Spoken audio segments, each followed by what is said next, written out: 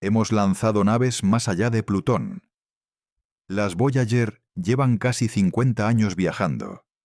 Ya están fuera del sistema solar, a más de 20.000 millones de kilómetros de aquí. Hemos fotografiado galaxias a miles de millones de años luz. Y sin embargo, existe una dirección, una sola, a la que jamás hemos ido. No está lejos. La tienes justo encima de la cabeza ahora mismo. Es, sencillamente, hacia arriba. Suena absurdo, lo sé. Hemos cruzado el sistema solar entero, pero no hemos sabido subir. Y no es por falta de tecnología ni por falta de ganas. Piénsalo un momento. Hay un motivo profundo, casi una ley silenciosa, que nos mantiene pegados a un plano invisible y nos impide elevarnos fuera de él. Llevamos toda la historia atrapados en una fina lámina del espacio, dando vueltas, sin poder asomarnos por encima de ella. Y por culpa de eso, hay una fotografía de nuestro propio hogar que nunca, jamás, hemos podido tomar. En los próximos minutos vas a entender por qué arriba, en el espacio, no está donde tú crees. Vas a descubrir la prisión de 30 kilómetros por segundo que atrapa a todas las naves que hemos lanzado, incluida la que te imaginas ahora mismo. Vas a ver por qué subir, salir del plano del sistema solar, cuesta muchísima más energía que llegar a Marte. Tanta que ni los cohetes más potentes pueden hacerlo de un tirón. Vas a conocer el truco demencial que tuvimos que inventar para mirar el Sol desde arriba por primera vez. Y vas a llegar a esa foto imposible de nuestra casa, la que explica, mejor que nada, lo pequeños y lo atrapados que estamos. Quédate, porque esto no va de un lugar lejano y terrorífico. Va de algo mucho más raro, del vértigo de descubrir que el sitio más inexplorado del universo está literalmente sobre tu cabeza. Empecemos por una pregunta sencilla que casi nadie se hace. ¿Qué significa arriba en el espacio? Aquí en la Tierra lo tienes claro. Arriba es hacia el cielo, lejos del suelo. Abajo es hacia tus pies, hacia el centro del planeta. La gravedad te marca la dirección, pero saca a una persona al espacio profundo, lejos de cualquier planeta. Y esa palabra pierde el sentido. No hay suelo, no hay techo. En cualquier dirección que mires, hay estrellas. El universo, a gran escala, no tiene un arriba ni un abajo. Y sin embargo, nuestro sistema solar sí tiene una orientación natural, porque los planetas no están repartidos de cualquier manera alrededor del Sol. Están casi todos en un mismo plano, una especie de disco gigante y aplanado, como los surcos de un vinilo girando alrededor de la aguja. La Tierra, Marte, Júpiter, Saturno, casi todos los asteroides. Todos orbitan más o menos sobre esa misma lámina. Ese disco tiene un nombre, la eclíptica. Tú vives dentro de ese disco. Llevas toda tu vida moviéndote sobre él, sin notarlo. Y eso nos da, por fin, una definición de arriba y abajo para el sistema solar. Arriba es salirse del disco por una cara, abajo por la otra, perpendicular al plano. En esa dirección están, por cierto, los polos del Sol, su techo y su suelo. Pues bien, a esa dirección, perpendicular al disco, es justo a donde casi nunca hemos ido. Es más, hasta hace muy poco, ni siquiera habíamos sido capaces de mirar el Sol desde ahí. Y cuando entiendas por qué, vas a ver nuestro pequeño rincón del cosmos de una forma completamente nueva. Para entender la prisión en la que vivimos, fíjate en una cifra que casi nunca piensas.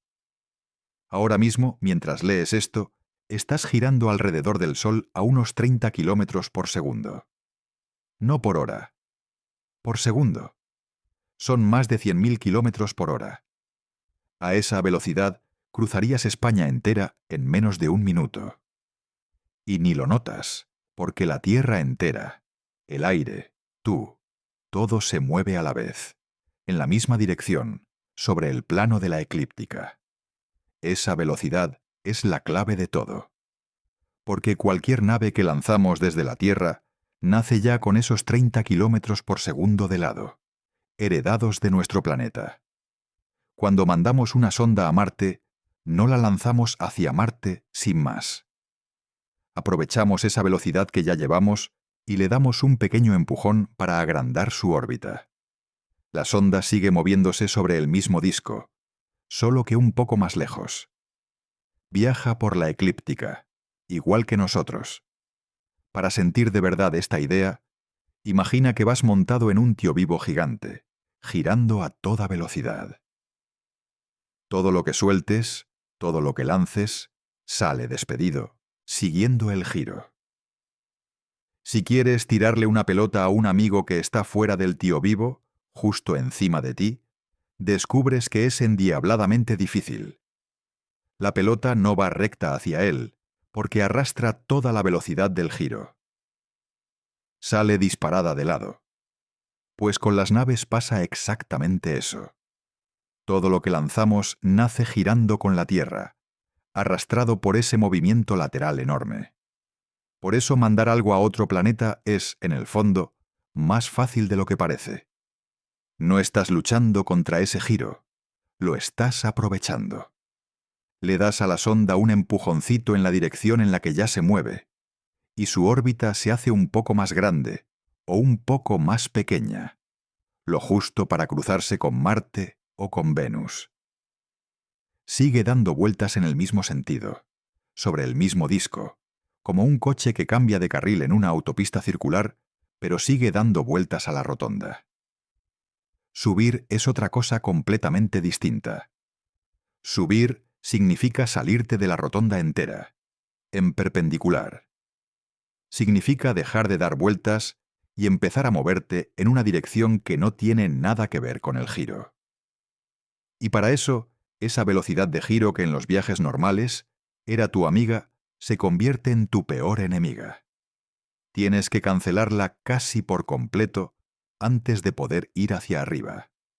Tienes que parar el tío vivo en lo que a ti respecta. Y parar un movimiento de 30 kilómetros por segundo es de las cosas más caras que existen en la exploración espacial.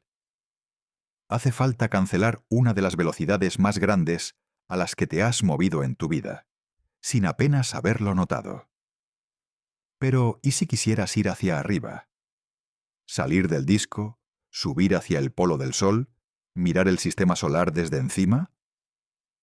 Entonces te topas con un muro de energía brutal. Porque para moverte en perpendicular al plano, primero tienes que deshacerte de esos 30 kilómetros por segundo del lado que llevas de serie. Tienes que frenar casi por completo ese movimiento lateral enorme. Y cancelar 30 kilómetros por segundo es carísimo, en términos de energía. Tan caro que supera con creces lo que cuesta llegar a Marte. Pongamos números a esa diferencia, aunque sea de forma aproximada, para que la sientas. Para mandar una sonda a Marte, el cambio de velocidad que tienes que darle, además del que ya lleva, es relativamente modesto. Un empujón pequeño comparado con todo lo que cuesta despegar de la Tierra. Pero para meterte en una órbita polar alrededor del Sol, tendrías que cambiar tu velocidad en algo del orden de esos 30 kilómetros por segundo enteros. Es una diferencia brutal. Y aquí hay una trampa de la intuición que conviene deshacer. Solemos pensar que lo caro, en el espacio, es la distancia. Que llegar más lejos siempre cuesta más. Y no es así. Una vez que has salido de la atracción de la Tierra, moverte en línea recta es gratis. No hay rozamiento, no hay aire. Una nave puede viajar miles de millones de kilómetros sin gastar ni una gota de combustible, simplemente por inercia.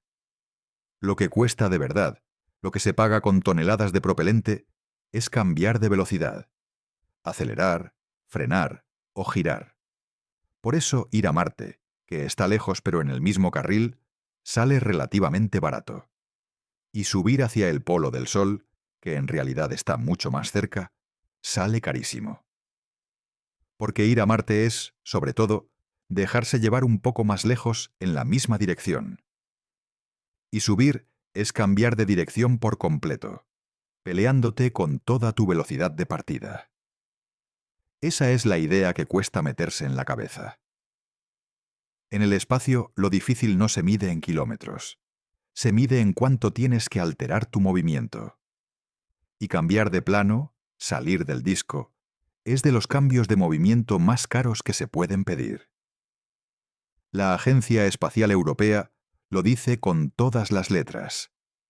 La energía necesaria para colocar una sonda en una órbita polar alrededor del Sol es tan gigantesca que ni siquiera con los cohetes más potentes que existen hoy se puede conseguir con un lanzamiento directo desde la Tierra. Léelo otra vez. Con la tecnología actual, eso es directamente imposible de hacer a lo bruto. No existe ningún cohete capaz de frenar esa velocidad lateral y lanzarnos limpiamente hacia arriba. Y aquí está la imagen que lo resume. El plano de la eclíptica no es una pared. No hay ninguna barrera física flotando ahí arriba que nos impida salir. Podrías cruzarlo con la mano, sin notar nada. Lo que nos atrapa es nuestra propia velocidad, no un muro. Estamos como una canica girando a toda velocidad dentro de un cuenco. No hay tapa que nos encierre. Lo que nos mantiene dentro es que gastamos toda nuestra energía girando en círculos, sin nada que nos empuje hacia arriba. Somos prisioneros del movimiento, no del espacio. Por eso, durante casi toda la historia de la exploración espacial, arriba fue territorio prohibido. Mandábamos naves a los planetas, todos cómodamente repartidos por el disco. Mandábamos sondas cada vez más lejos, hacia los confines del sistema solar, pero siempre hacia los lados, siempre por la eclíptica. Subir de verdad, salir por arriba o por abajo, era un lujo energético que no nos podíamos permitir. Y entonces, ¿cómo demonios conseguimos, una sola vez, mandar una nave a volar sobre los polos del Sol? Porque lo hicimos. Hace más de 30 años. Y la forma en que lo logramos es una de las maniobras más ingeniosas y más contraintuitivas de la historia de la ingeniería espacial. Para subir, primero tuvimos que ir en la dirección contraria. La misión se llamó Ulises. Y su historia es maravillosa. El plan, sobre el papel, parecía una locura. Como lanzar una sonda directamente hacia arriba era imposible. Los ingenieros idearon un rodeo absurdo. Mandarla en la dirección equivocada. En lugar de intentar subir, Ulises se lanzó hacia afuera, hacia Júpiter, el planeta gigante, a casi 1.000 millones de kilómetros de distancia, en pleno plano de la eclíptica. Justo lo contrario de lo que queríamos. ¿Por qué hacia Júpiter? Por su gravedad. Júpiter es tan colosal que su campo gravitatorio puede actuar como una onda gigantesca. La idea era pasar muy cerca del planeta y dejar que su gravedad agarrara a la sonda y la disparara, como una piedra lanzada con una resortera, fuera del plano del sistema solar. El objetivo era subir, alcanzar una órbita que pasara por encima de los polos del Sol, no simplemente llegar más lejos. Ulises despegó en octubre de 1990, desde la bodega de un transbordador espacial. Para mandarla en ese viaje, hicieron falta el transbordador y 3 etapas de cohete adicionales, una detrás de otra. Salió de las inmediaciones de la Tierra a más de 11 kilómetros por segundo, lo que la convirtió, en aquel momento, en la nave interplanetaria más rápida jamás lanzada. Viajó 16 meses hacia Júpiter, y en febrero de 1992 pasó rozando al gigante. El truco funcionó a la perfección. La gravedad de Júpiter dobló su trayectoria y la sacó del disco, lanzándola a una órbita inclinada más de 80 grados respecto a la eclíptica. Vale la pena entender cómo una onda gravitatoria consigue algo así. Porque parece magia, y no lo es. Cuando una sonda pasa cerca de un planeta enorme como Júpiter, la gravedad del planeta la agarra, la curva y la suelta en otra dirección. Es como cuando una canica pasa rozando una bola de bolos muchísimo más pesada. La canica sale desviada con fuerza, mientras que la bola de bolos apenas se inmuta. La sonda puede cambiar drásticamente de rumbo y hasta de velocidad, tomando prestada una porción minúscula del movimiento del planeta gigante. Lo genial del caso de Ulises es que no usó a Júpiter para ir más rápido dentro del plano, como suele hacerse. Lo usó para salir del plano por completo. Los ingenieros calcularon la trayectoria con tal precisión que el tirón de Júpiter levantó a la sonda fuera del disco, doblando su camino casi 90 grados hacia arriba. Júpiter hizo gratis lo que ningún cohete de la Tierra podía hacer: pagar la factura energética monstruosa de cancelar la velocidad lateral y lanzar a Ulises hacia los polos del Sol. Por eso, a estas maniobras se las llama, con razón, asistencias gravitatorias. El planeta te asiste, te regala parte de su impulso. Sin Júpiter, sencillamente, no habríamos podido ir. La única forma de conseguir la energía necesaria fue ir a pedírsela prestada al planeta más grande del Sistema Solar, a casi 1000 millones de kilómetros de distancia. Piénsalo un momento. Para mirar nuestra propia estrella desde arriba, tuvimos que viajar hasta el quinto planeta y usarlo de trampolín. Esa es la medida real de lo atrapados que estamos en el plano. Una órbita casi perpendicular al plano de los planetas. Por primera vez en la historia, una nave humana se había salido de verdad del carril y volaba sobre los polos del Sol. Y aquí viene la parte frustrante, casi cruel.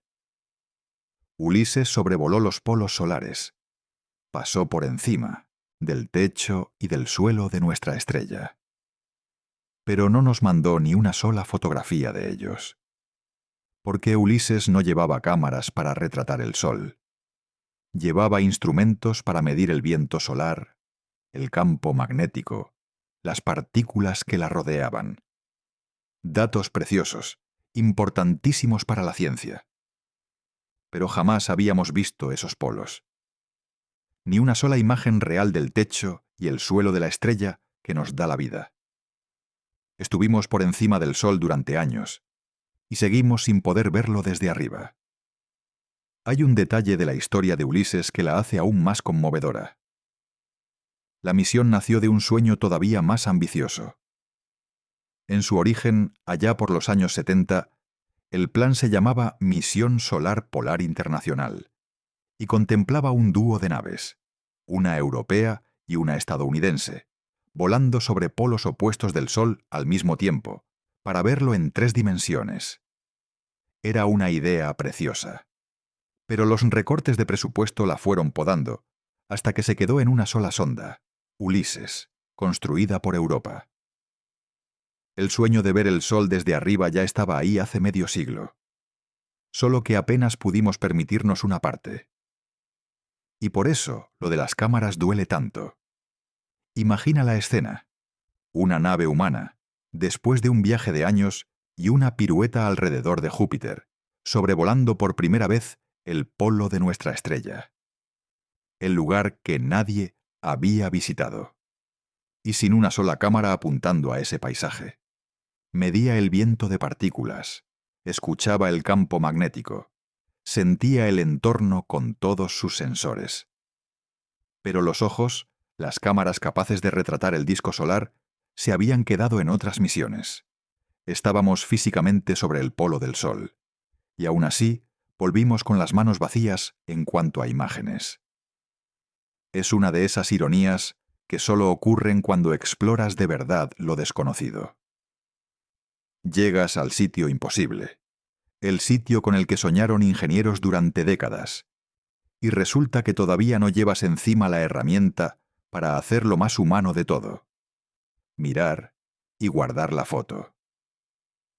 Tuvimos que esperar más de 30 años para que otra nave, por fin, llevara los ojos hasta allí.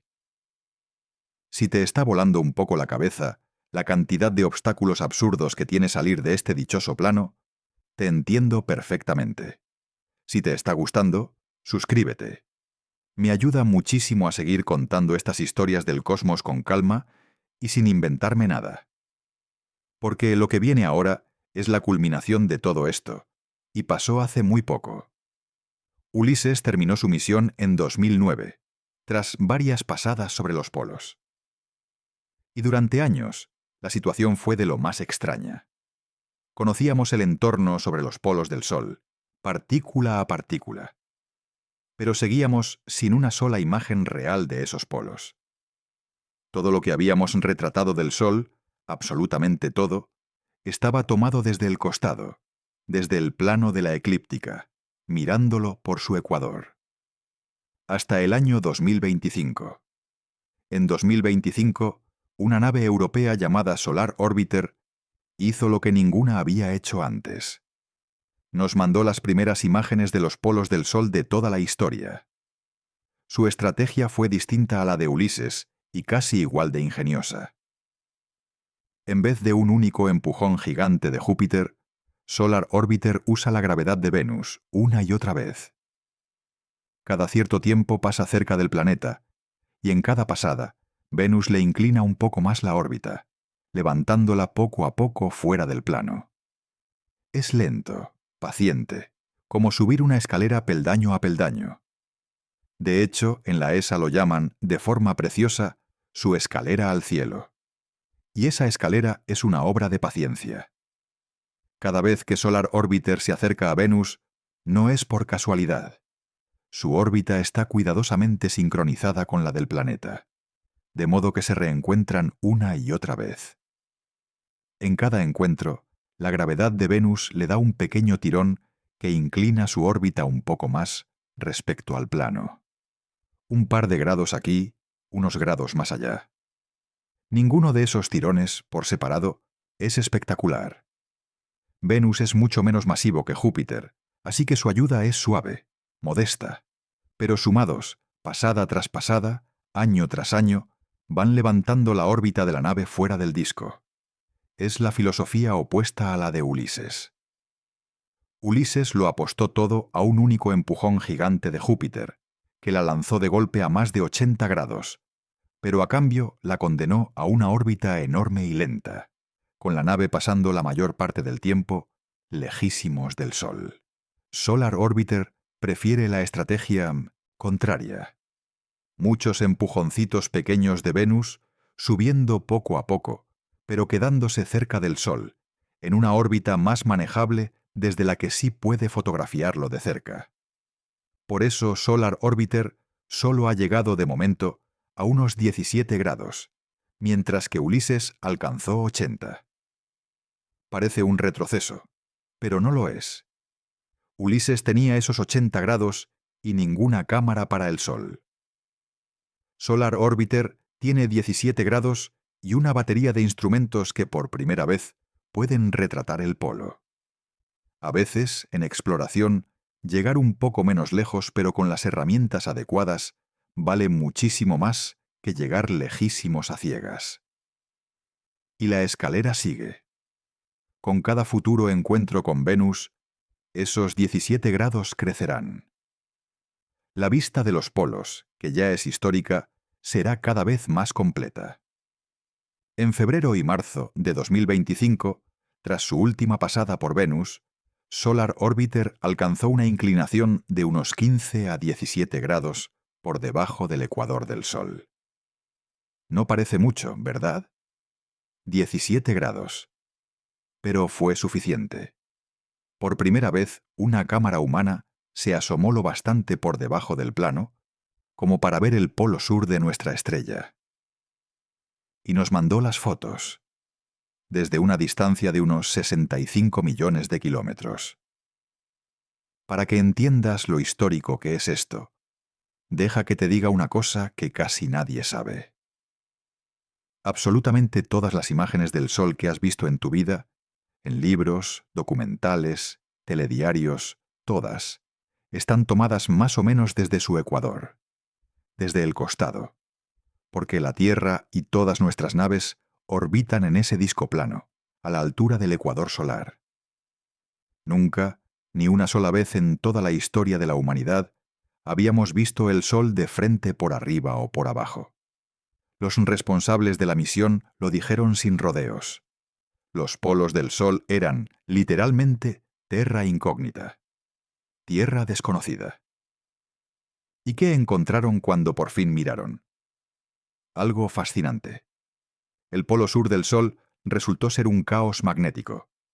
En lugar del campo ordenado que cabría esperar, con una polaridad clara, encontraron una mezcla revuelta de polaridades norte y sur conviviendo en el mismo sitio.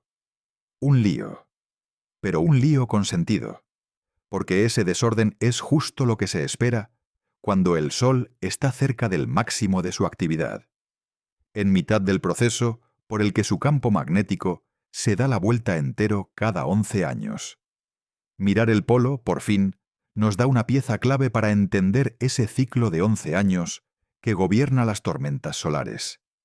Esas que pueden afectar a nuestros satélites y a nuestras redes eléctricas aquí abajo. Y los polos no son ningún capricho de coleccionista. Son, posiblemente, la clave para resolver uno de los grandes enigmas del Sol. ¿Cómo funciona su motor magnético? El Sol invierte su campo magnético entero cada 11 años, como si su norte y su sur se intercambiaran. Ese vuelco gobierna el ritmo de las manchas solares, de las erupciones, de las tormentas que lanzan partículas hacia la Tierra. Y todo apunta a que los polos juegan un papel central en ese mecanismo, en cómo el campo se desmonta y se vuelve a montar al revés. El problema es que, hasta ahora, los polos eran justo la región que peor veíamos. Mirándolos de canto, desde el plano, los teníamos siempre escorzados, deformados, casi de perfil. Es como intentar estudiar la coronilla de alguien viéndola solo de frente. Te pierdes precisamente la parte de arriba. Por eso nuestros modelos del ciclo solar todavía fallan, todavía no aciertan del todo a predecir cuándo y con qué fuerza el Sol alcanzará su máximo de actividad. Las imágenes de Solar Orbiter son el primer paso para arreglar eso. Por fin podemos mirar de frente la región donde se cuece buena parte de la actividad magnética del Sol. Y eso no es solo curiosidad pura. Predecir mejor las tormentas solares tiene consecuencias muy concretas aquí abajo, para nuestros satélites, nuestras comunicaciones, nuestras redes eléctricas y los astronautas que algún día viajen lejos de la protección de la Tierra. La dirección prohibida, el arriba, esconde respuestas que nos afectan directamente. Y esto es solo el principio. Solar Orbiter va a seguir subiendo su escalera. Tiene previsto inclinar su órbita todavía más en los próximos años, hasta unos 24 grados, y más adelante hasta unos 33. Cada peldaño le dará una vista más limpia y más completa de esas regiones polares que llevaban escondidas desde Minubis siempre. Estamos, ahora mismo, viendo por primera vez una cara entera de nuestra propia estrella. Párate a saborear eso un segundo. El Sol lleva ahí 4.600 millones de años. Le hemos rezado, lo hemos medido, lo hemos estudiado de forma obsesiva. Y resulta que, hasta hace literalmente un par de años, nunca le habíamos visto la coronilla. Había una parte de la cosa más grande y más cercana de nuestro cielo que ningún ojo humano, ni ninguna cámara, había contemplado jamás. Así de fuerte es la prisión del plano. Pero, y aquí viene el giro, ni siquiera Solar Orbiter ha subido de verdad. 17 grados, 33 como mucho, sigue siendo estar casi pegado al disco, asomándose apenas por debajo del borde. Seguimos sin ponernos de verdad encima del sistema solar, en perpendicular, mirándolo todo desde el techo. Y por eso, todavía hoy, hay una imagen que se nos resiste, la más obvia de todas. Una foto de nuestro sistema solar entero, visto desde arriba. Para entender por qué ni siquiera eso podemos hacer, tenemos que hablar de la burbuja en la que vivimos y de lo rápido que nos estamos moviendo.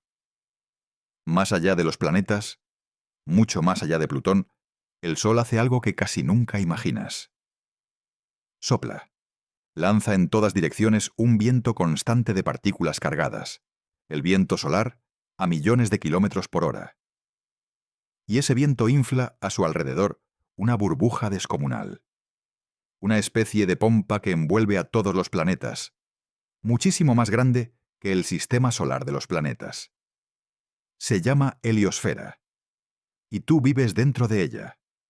Esa burbuja no es ningún adorno. Es un escudo. La heliosfera nos protege de los rayos cósmicos galácticos, partículas brutalmente energéticas que vienen del resto de la galaxia y que pueden dañar la electrónica de las naves y el ADN de un astronauta. Se calcula que bloquea alrededor del 75% de esos rayos cósmicos. Vivimos, literalmente, dentro de un capullo protector inflado por nuestra estrella. Y ahora viene lo increíble. No sabemos qué forma tiene esa burbuja. En serio, la cosa gigantesca dentro de la cual vivimos, nuestro propio domicilio cósmico, y no conocemos su forma. ¿Por qué? Por lo mismo de siempre. Estamos atrapados dentro, y su borde más cercano está a más de 16.000 millones de kilómetros de la Tierra. Solo 2 objetos humanos han llegado tan lejos como para tocar ese límite. Las 2 sondas Voyager. 2 puntitos para medir una frontera de tamaño inimaginable. Es como intentar adivinar la forma de un estadio entero metiendo 2 alfileres por 2 sitios, y nada más. Para colmo, ni siquiera vemos esa frontera con los ojos. La heliosfera no brilla, no tiene un borde luminoso que podamos fotografiar. Su límite es una transición sutil, el punto donde el viento del Sol, esas partículas que salen disparadas de nuestra estrella, se frena y choca contra el gas que llena el espacio entre las estrellas, el llamado medio interestelar. Las 2 Voyager cruzaron esa transición, una en 2012 y otra en 2018, y al hacerlo notaron cómo cambiaba bruscamente el tipo de partículas a su alrededor. Fue la primera vez que algo construido por manos humanas salía, de verdad, al espacio entre las estrellas. Pero 2 cruces puntuales, en 2 direcciones concretas, no te dibujan una burbuja entera. Para hacerse una idea de la forma global, los científicos usan un truco indirecto. Hay sondas que detectan partículas que rebotan desde esa frontera lejana y vuelven hacia nosotros, y a partir de cómo y desde dónde llegan, intentan reconstruir el contorno de la burbuja. Es como cartografiar una cueva a oscuras, lanzando ecos y escuchando cómo vuelven. Te da una silueta aproximada, pero no una fotografía nítida. Por eso conviven todavía esos modelos tan distintos, el del cometa con cola larga y el del croissant deshinchado. No es que los científicos sean descuidados, es que están intentando deducir la forma de algo descomunal que los envuelve por todos lados, sin poder salir a verlo.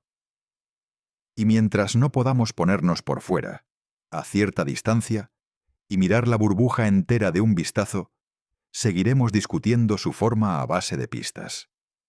Otra vez, el mismo muro. Para entender de verdad dónde vivimos, necesitaríamos salir. Y salir, en esta historia, es justo lo que no sabemos hacer. Durante mucho tiempo, la imagen clásica fue que la heliosfera tenía forma de cometa. Una cabeza redondeada por delante, por donde avanzamos, y una larga cola arrastrándose por detrás, igual que la melena de un cometa. Tenía sentido porque nos movemos a través del gas que hay entre las estrellas, y eso debería peinar la burbuja hacia atrás. Pero en 2020, un equipo de investigación propuso un modelo nuevo y sorprendente, a partir de los datos de varias sondas. Según ese modelo, la heliosfera no tendría esa cola larga. Su forma sería mucho más rara y compacta. La describieron, y no es broma, como un croissant deshinchado. 2 lóbulos curvados, sin cola. Y la realidad es que a día de hoy, los científicos siguen discutiendo cuál de las dos formas es la correcta. No tenemos manera de salir a mirarla desde fuera. ¿Empiezas a ver el patrón? Una y otra vez, lo que nos falta es lo mismo, la capacidad de salir del plano, de subir, de ponernos por encima o por fuera y mirar. No podemos ver los polos del Sol sin un esfuerzo titánico. No podemos ver la forma de nuestra propia burbuja. Estamos metidos dentro de las cosas, observándolas siempre desde dentro y de canto. Y por si todo esto fuera poco, hay un último detalle que lo vuelve aún más vertiginoso. Porque ese disco en el que vivimos no está quieto. Nada de esto está quieto. El Sol, arrastrando consigo a todos los planetas, a la heliosfera entera y a ti, está dando vueltas alrededor del centro de la galaxia. Y lo hace a una velocidad alucinante. Unos 828.000 kilómetros por hora. Tardamos más de 200 millones de años en dar una sola vuelta a la Vía Láctea. Piensa en lo que eso significa de verdad. No das vueltas alrededor del Sol y ya está. Mientras la Tierra gira en torno al Sol, el Sol entero avanza a toda velocidad por la galaxia. Así que tu trayectoria real, vista desde fuera, es una espiral gigantesca, un tirabuzón interminable. Cada segundo estás en un punto del espacio en el que no habías estado nunca, y al que no volverás jamás. El disco plano y tranquilo en el que parecemos vivir es en realidad una peonza disparada a través de la galaxia. Para que esto deje de ser una cifra abstracta, hagamos una cuenta rápida con este mismo vídeo. En el rato que llevas viéndolo, la Tierra te ha desplazado decenas de miles de kilómetros en su órbita alrededor del Sol. Y el sistema solar entero, contigo dentro, se ha movido cientos de miles de kilómetros más alrededor del centro de la galaxia. Cuando termines de ver esto, estarás físicamente a cientos de miles de kilómetros de donde estabas cuando empezó. En un sitio del universo en el que ningún ser humano había estado antes, y al que nadie volverá. No lo percibes por una razón sencilla. Todo se mueve contigo. La tierra, el aire, tu silla, tu café, las estrellas que ves de fondo a corto plazo. Igual que dentro de un avión en vuelo tranquilo, no notas los 900 kilómetros por hora. Aquí no notas el millón. El movimiento solo se siente cuando algo acelera o frena, y nuestro viaje por la galaxia es tan constante, tan suave, que se vuelve invisible. Pero está ahí, todo el rato. Vives sobre una plataforma que no para de avanzar. Y eso le añade una capa más a nuestra prisión. No solo estamos atrapados en un plano, es que ese plano vuela. Cuando hablamos de salir hacia arriba, no hablamos de elevarnos sobre algo quieto. Hablamos de despegarnos de una superficie que se desplaza a casi 1.000.000 de kilómetros por hora. La dirección prohibida lo es dentro de una nave gigantesca, el sistema solar entero, que nunca deja de moverse. Vivimos sobre una lámina que gira, dentro de una burbuja de forma desconocida, que a su vez vuela por la Vía Láctea a casi 1.000.000 de kilómetros por hora. Y de todo ese conjunto, la dirección que jamás hemos sabido recorrer es precisamente la que apunta directamente hacia fuera del plano, hacia arriba. Entonces, si subir es tan difícil, ¿hay alguna manera de hacerlo de verdad, de salir disparados hacia arriba y hacia afuera, rápido? Sí la hay. Y es, posiblemente, la idea más contraintuitiva de todo este vídeo. Imagina que quieres lanzar una sonda a toda velocidad fuera del sistema solar, quizá para subir por encima del plano, quizá para perseguir algo. Tu instinto te dice que apuntes hacia afuera y aceleres con todas tus fuerzas. Pues bien, resulta que la forma más eficiente de hacerlo es justo la contraria. Para salir disparado lejos y rápido, primero tienes que caer hacia el Sol. Se llama la maniobra de Oberth en 1900, en honor a Hermann Oberth, uno de los padres de la cohetería que la imaginó allá por 1928. Y la lógica, aunque suene a locura, es elegante. Funciona así. Primero frenas tu movimiento lateral, esos famosos kilómetros por segundo que llevas de lado, y te dejas caer hacia el Sol. Al caer, la gravedad del Sol te acelera muchísimo. Llegas a sus inmediaciones a una velocidad enorme, decenas o cientos de kilómetros por segundo. Y justo en el punto de máximo acercamiento, cuando vas más rápido que nunca, enciendes el motor. ¿Por qué ahí? Porque encender un motor cuando ya vas a muchísima velocidad rinde muchísimo más, en términos de energía, que encenderlo yendo despacio. El mismo chorro de combustible te da una ganancia de velocidad mucho mayor. Así que ese empujón, dado en el instante de rozar el Sol, te catapulta hacia fuera del sistema solar, a una velocidad que jamás habrías logrado de otra manera. Caes hacia la estrella para que la estrella te dispare como una piedra de onda. La razón por la que esto funciona tiene que ver con cómo guarda la energía un objeto en movimiento. La energía de movimiento crece mucho más deprisa que la velocidad. Al doble de velocidad, 4 veces más energía. Eso significa que cuando ya vas lanzadísimo, cada pequeño empujón de tu motor se traduce en una ganancia de energía desproporcionadamente grande. El mismo combustible, quemado a baja velocidad, te daría poco. Quemado en el punto en que vas más rápido que nunca, rozando el Sol, te dispara una barbaridad. Por eso el momento de encender importa tanto como la cantidad. Y aquí viene la parte tranquilizadora, lo que demuestra que esto no es pura fantasía de pizarra. Ya tenemos una nave que ha probado que se puede sobrevivir a un acercamiento brutal al Sol, la sonda Parker, que en los últimos años se ha zambullido hacia nuestra estrella más cerca que ningún objeto humano de la historia, soportando temperaturas y radiaciones infernales gracias a un escudo térmico especial. La Parker no ha hecho la maniobra de Oberth para escapar del sistema solar. Su misión es otra: estudiar el Sol de cerca. Pero ha demostrado que la parte más temible del plan, acercarse tantísimo al horno solar y aguantar, es posible de verdad. Así que la tecnología para zambullirse hacia el Sol existe. La idea de aprovechar esa zambullida para salir catapultados hacia arriba y hacia afuera está sobre la mesa. Lo que todavía no hemos hecho es unir las dos piezas en una misión real. El día que lo hagamos, esa será, por fin, nuestra rampa de verdad para abandonar el plano. Es contraintuitivo hasta doler. Para ir lejos, te lanzas contra lo que te quema. Para subir, primero bajas. Y aunque suene temerario, es una de las maniobras que los ingenieros se toman muy en serio para las misiones más ambiciosas.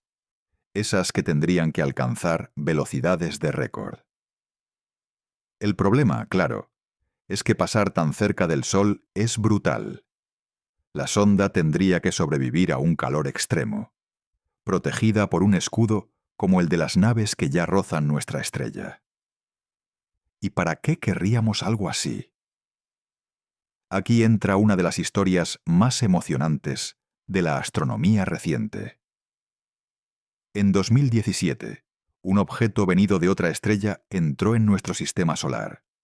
Lo llamaron Oumuamua. No era un asteroide nuestro, ni un cometa nuestro. Venía de fuera, de otro sistema, viajando por el espacio interestelar durante quién sabe cuántos millones de años. Nos cruzó, lo estudiamos a la carrera durante unos pocos días y se marchó para siempre, demasiado rápido para alcanzarlo.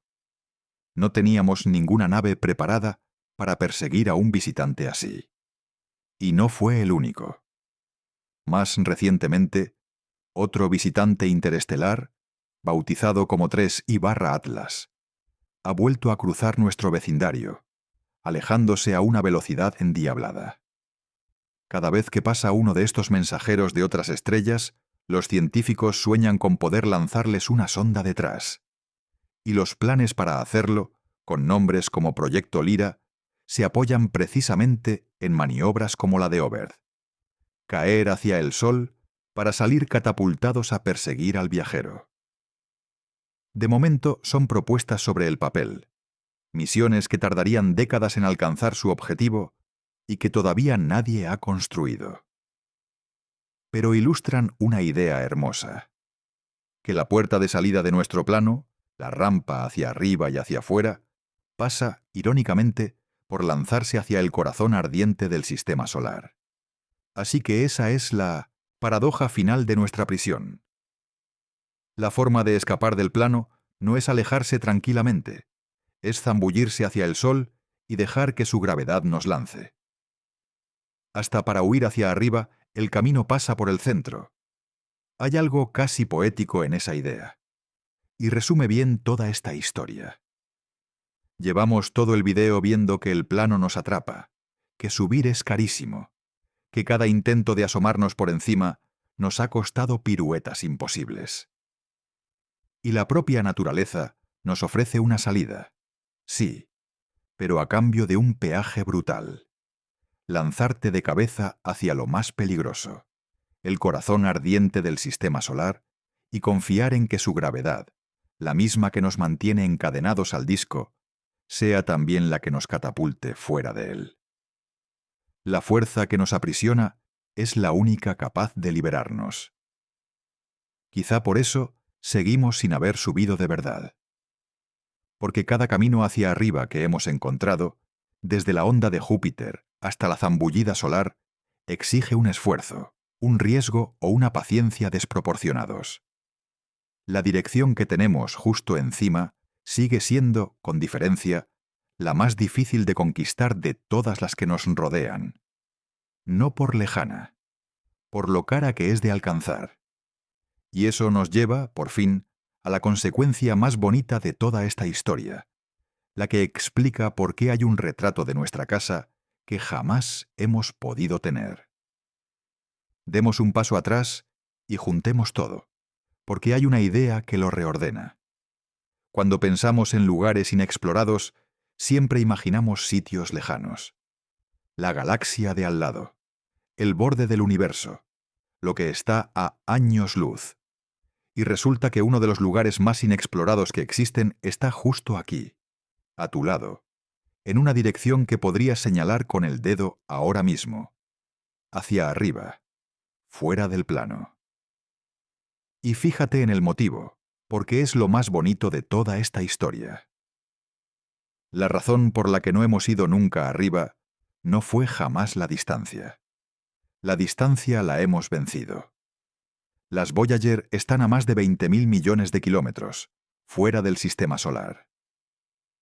Sabemos recorrer distancias monstruosas. Lo que no sabemos vencer es nuestra propia velocidad de lado. Esos 30 kilómetros por segundo que nos atan al disco, a nosotros y a todo lo que construimos. No nos frena el espacio que hay que cruzar. Nos frena el movimiento que ya llevamos. Somos, en el fondo, criaturas planas, habitantes de una lámina, como personajes pintados en una hoja de papel, capaces de movernos a lo largo y a lo ancho de nuestro plano, con soltura, pero para quienes salir de la hoja, elevarse por encima de ella, es una proeza casi imposible. Vivimos en 2 dimensiones cómodas, dentro de un universo de 3, y la tercera, la de arriba y abajo, se nos resiste. Hay una comparación que los matemáticos usan para esto, y viene como anillo al dedo.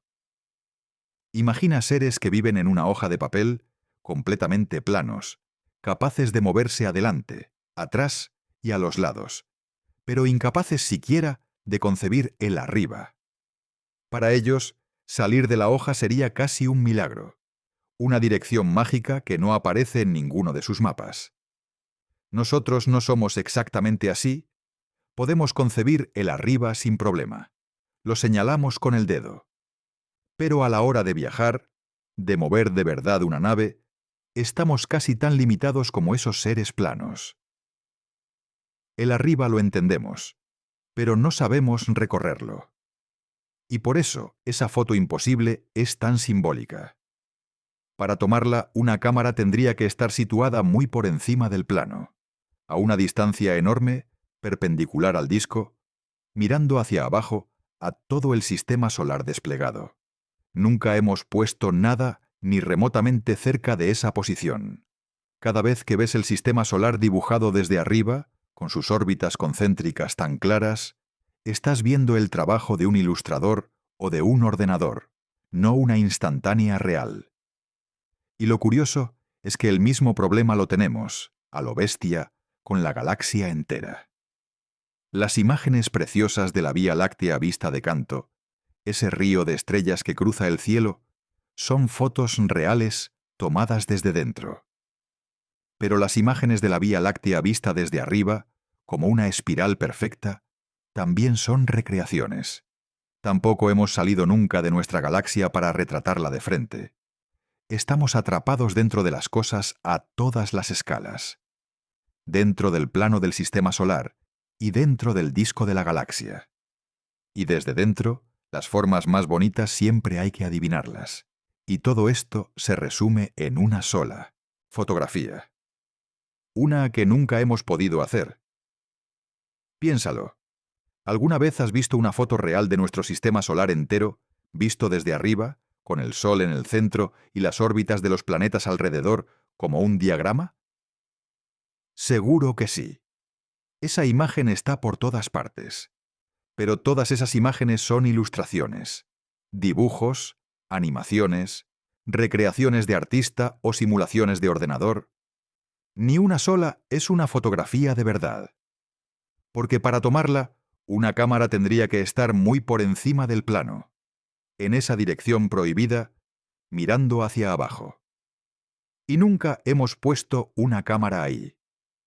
La imagen más famosa y más cercana a un retrato de nuestro hogar es el llamado punto azul pálido. La tomó la Voyager 1 en 1990, desde unos 6.000 millones de kilómetros de distancia. En ella, la Tierra aparece como una mota minúscula, un puntito casi invisible suspendido en un rayo de luz solar. Es una imagen sobrecogedora, pero está tomada desde dentro del plano, de canto, mirando hacia atrás a lo largo del disco. No desde arriba. Y ahí está la ironía más grande de todas. Hemos cartografiado galaxias enteras a miles de millones de años luz. Tenemos retratos espectaculares de remolinos de estrellas tan lejanos que su luz salió antes de que existiera la Tierra. Conocemos el aspecto de galaxias que jamás pisaremos. Pero nuestro propio sistema solar, nuestra casa, visto desde fuera, sigue siendo el único retrato que no podemos tomar. ¿Conocemos la cara de ¿qué nos llevamos de todo esto? Nos llevamos, para empezar, una lección sobre lo que significa explorar. Tendemos a medir la exploración en distancia. ¿Cuán lejos hemos llegado? ¿Qué récord de kilómetros hemos batido? Y esta historia nos enseña que a veces la última frontera no es el lugar más lejano. A veces es la dirección que tu propio movimiento te prohíbe tomar. Lo difícil no era llegar lejos. Lo difícil era levantarse del suelo. Piensa en el camino que hemos recorrido en este vídeo. Para asomarnos por encima del plano, tuvimos que mandar una nave hasta Júpiter y usarlo como onda, en una pirueta de 1.000 millones de kilómetros. Para por fin fotografiar los polos del Sol, hizo falta una sonda subiendo una escalera de años a base de empujones de Venus. Y aún así, solo llegó a inclinarse 17 grados. La vista más sencilla de imaginar, simplemente mirar nuestra estrella desde arriba, ha sido una de las más difíciles de conseguir en toda la historia de la ciencia. Lo obvio resultó ser lo casi imposible. Y hay una humildad rara en darse cuenta de esto. Vivimos convencidos de que ya hemos visto nuestro vecindario, de que el sistema solar es territorio conocido y un poco aburrido, y de que lo emocionante está siempre muy lejos. Y resulta que el sitio sin explorar más cercano que existe no está a años luz. Está sobre tu cabeza, en perpendicular al suelo invisible sobre el que orbitas. Justo ahí, en la dirección a la que jamás hemos viajado. Y quiero que te quedes con esto, porque no quiero asustarte. Quiero maravillarte. Ahora mismo estás de pie sobre una lámina giratoria, moviéndote a 30 kilómetros por segundo alrededor del Sol. Esa lámina entera vuela por la galaxia a casi 1.000.000 de kilómetros por hora, dibujando una espiral que nunca se repite. Todo ello ocurre dentro de una burbuja gigante, cuya forma exacta todavía no conocemos. Y de todas las direcciones a las que podrías mirar, hay una sola que la humanidad entera jamás ha llegado a recorrer de verdad, la que apunta directamente hacia fuera de tu plano, hacia arriba. Eso no debería darte miedo. Debería dejarte con la boca un poco abierta, porque significa que incluso aquí, en el rincón más estudiado y más cercano del universo, en nuestra propia casa, todavía queda una dirección virgen, un último camino sin pisar. Y está tan cerca que podrías señalarlo ahora mismo con el dedo, levantando la mano por encima de tu cabeza. La exploración no se ha terminado. Ni siquiera ha terminado aquí, en casa. Solo que la última frontera, esta vez, no estaba lejos. Estaba arriba. Y ese es quizá el patrón que se esconde detrás de toda esta historia. Solemos creer que lo desconocido está siempre lejísimos, en los confines del cosmos. Pero algunos de los puntos ciegos más grandes no están lejos. Están escondidos en una dirección que nuestra propia velocidad nos impide tomar. El universo guarda secretos no solo en sus rincones más remotos, también justo encima de nosotros, en el único sentido al que nunca hemos sabido girar. Durante toda nuestra historia, la dirección más difícil de recorrer no fue hacia afuera, ni hacia los planetas, ni siquiera hacia las estrellas. La más difícil fue, sencillamente, la de subir. Y apenas ahora, con sondas rozando el Sol y escalando el cielo peldaño a peldaño, estamos empezando, muy poco a poco, a levantar la cabeza por encima del plano y a mirar lo que durante toda la historia tuvimos justo encima, sin poder verlo nunca. La próxima vez que veas un esquema del sistema solar, esa imagen tan ordenada del Sol y sus planetas vista desde arriba, recuerda que es un dibujo. Que esa perspectiva, la más sencilla del mundo, es justo la que ningún ojo humano ha tenido jamás, y que el último territorio virgen de nuestra propia casa está ahora mismo directamente sobre tu cabeza. Si este viaje al lado más inesperado de nuestro vecindario cósmico te ha hecho mirar el cielo de otra forma, suscríbete y quédate en el canal. Vamos a seguir explorando estas ideas que parecen imposibles y resultan ser pura ciencia, una a una, siempre con rigor y sin venderte humo. Nos vemos en el próximo viaje.